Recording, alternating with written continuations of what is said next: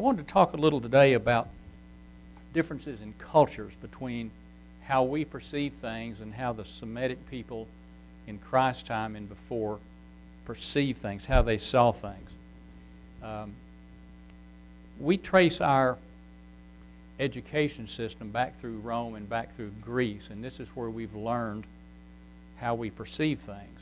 Yet that's not the case in the Semitic languages. They came through Persia and Egypt and all these other countries, and it's a different mindset, a completely different world. And when we read descriptions in the Bible, we see it as the Western world sees it. We see things visually. We see images, and that's how the Greeks and the Romans and the Western civilization, the 21st century, that's how we see things. It's just how we interpret things. We see things visually. It's what they look like. That's our immediate thought. And this is not the case in the biblical mind. The Semitic people didn't perceive things that way. They saw things as function, what things do. And the people that wrote the Bible, and a lot of the historians of that period of time, that's how they interpreted things. It was all function. When they see something, they describe it by what it does, what it's used for, what its function is, not necessarily what it looks like. For example, if we see a statue, we kind of see this image of what it looks like. And how would we describe the statue? Like Michelangelo's David, we would describe it as tall, what color it is, what it's made out of.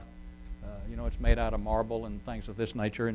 But the biblical writer would perceive it as what the statue represents, what the statue did, what its function is. So if a biblical writer looked at Michelangelo's David, they would see it as what David did. What was David's function? What was David's accomplishment? David was the king of Israel. He was a man after God's own heart. And that's how they would see that, where we would look at it as, that's a fine marble statue, finely carved, and it's really nice. So it's very graceful. It's an entirely different thing. The Hebrew mind would see what David did, the builder of the nation of Israel. We often see the term gates in the Bible talking about around the cities, and it's referred to many times, and it encompasses more than just a doorway. When we think of a gate, we could be talking about this double back door. That's like a gate. But in the Hebrew mind, it's what is the function of a gate. We know that they held court in the gates. They were big gates. They had seats, and the wise men of the city would sit in the gates and pass judgment. If somebody had a problem, they would go to the gate and talk to the wise men and get rulings about how something should be handled. That's how they settled their arguments.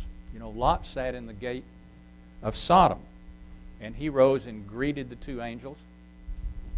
Thank you. And the people in the gate controlled who entered the city. Usually the nobility and the governments and the religious functionaries and the military lived in the cities. All the farmers lived outside. That's where all the farms were.